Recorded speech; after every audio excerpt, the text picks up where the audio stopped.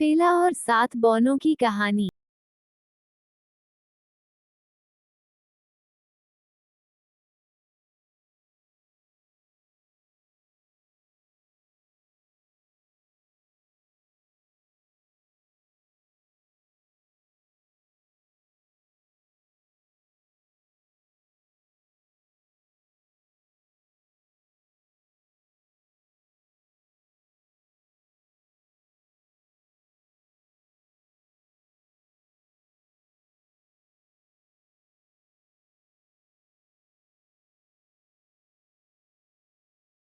ऐसे कर सकता था, इसलिए उसने दूसरी महिला से शादी करने का फैसला किया ताकि वो फेला की देखभाल कर सके। और उसने वास्तव में अच्छे राजा से विवाह किया, लेकिन वो ये नहीं जानता था कि उसकी पत्नी दुष्ट और बहुत घमंडी। उसके पास एक जादुई दर्पण था जिसे वह अपने कमरे में लटकाती थी, और जब भी मैं उसकी ओर देखता तो उससे पूछता, पृथ्वी पर सबसे खूबसूरत महिला कौन है? दर्पण ने हर बार उसे उत्तर दिया, तुम अब तक की सबसे खूबसूरत हो, मेरी महिला। लेकिन स्नो वाइट तुमसे ज्यादा खूबसूरत है। जब रानी को ये बात पता चली, इस बात पर वह गुस्सा हो जाती है। उसके अहंकार और अहंकार के कारण मैंने फेला से स्थायी रूप से छुटकारा पाने के बारे में, इसलिए मैंने एक गार्ड से इसे हटाने के लिए कहा। उसने राजा की उसके महल से अनुपस्थिति का फायदा उठाया, और एक दिन उसने ऐसा किया। फेला जंगल में टहलने के लिए निकली। उसके साथ वो गार्ड भी। उसके साथ वो गार्ड भी था। उसके साथ वह था। बेचारी औरत जानती थी कि उसे क्या नष्ट कर देगा। जब उसे लगा कि वो उसे नुकसान पहुंचाना चाहता है, उसने मुझसे उसे अकेला छोड़ देने की विनती की। उसका दिल उसके लिए टूट गया और उसने उसके अनुरोध का जवाब दिया। इसलिए वह जंगल की ओर भाग, और वह दयालु बनी रही, जब तक मुझे एक छोटी सी झोपड़ी नहीं मिल गई। इसलिए वह उसमें प्रवेश कर गई और उसके महल पर लेट गई। उसने परिवार को बताया कि उसका एक छोटा सा हज है। दोस्त थक गया था, तो मैं सो गया। वो उस झोपड़ी का मालिक था। 7 बौने जंगल में काम कर रहे हैं, और जब वे वापस आए, उन्होंने जो देखा उससे वे आश्चर्यचकित रह गए। उन्होंने फेला को जगाया, और जब उसने उन्हें, मैं उनके छोटे आकार से आश्चर्यचकित था। उसने उन्हें अपनी कहानी नहीं बताई।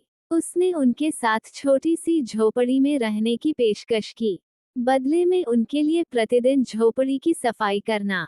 वो उनके लिए खाना लाती है। बौने इस प्रस्ताव से बहुत खुश थे। वे तुरंत सहमत हो गए। वे दयालु एवं दयालु थे। फिर रक्षक राज्य में लौट आए।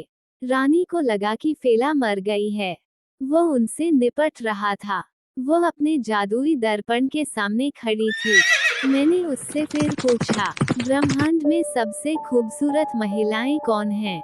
दर्पण ने उत्तर दिया, हे रानी, तुम बहुत सुंदर हो, लेकिन मुझे सच बताना होगा, आपसे भी ज्यादा खूबसूरत कोई है। मैंने गुस्से में उससे पूछा, कौन? दर्पण। फेला ने उससे कहा, वो अभी भी जीवित है। वो जंगल में एक छोटी सी झोपड़ी में रहती है। फेला ने उससे कहा, रानी ने स्वयं ही इससे छुटकारा पाने का निर्णय लिया, और इसलिए रानी 7 बौनों के केबिन में गई। उसने खुद को एक बूढ़ी औरत का वेश दिखाया। दाने बेचो। इसलिए उसने फेला को जहरीला दाने दिया। उसने दावा किया कि ये दाने, इससे उसे खुशी मिलेगी। और इस बीच बौने जंगल में काम कर थे, और इसलिए मैंने फेला तफा खा लिया। वह तुरंत बेहोश हो गई, और जब बौने वापस आए, उन्हें लगा कि वह मर गई है। वे इसे लेकर बहुत सावधान थे, और जंगल में वो पड़ोसी राज्य का राजकुमार था। मछली पकड़ने की यात्रा पर उसने जो देखा वह झोपड़ी के बगल में था।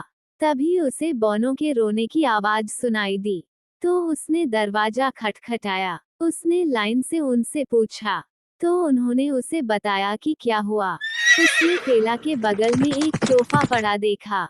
वह जानता था कि इसमें जहर दिया गया है, तो उसका घोड़ा टूट गया, और वह तेजी से जंगल में चला गया। फायरवीड की खोज के लिए।